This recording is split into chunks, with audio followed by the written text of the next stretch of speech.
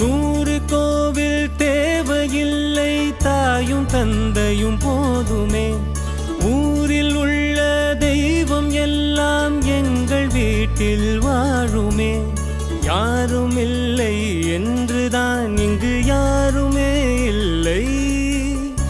ஆதி பகவன் வீட்டிலே என்றும் அன்பு கேதல்லை. 100 கோவில் தேவையில்லை, தாயும் தந்தையும் போதுமே.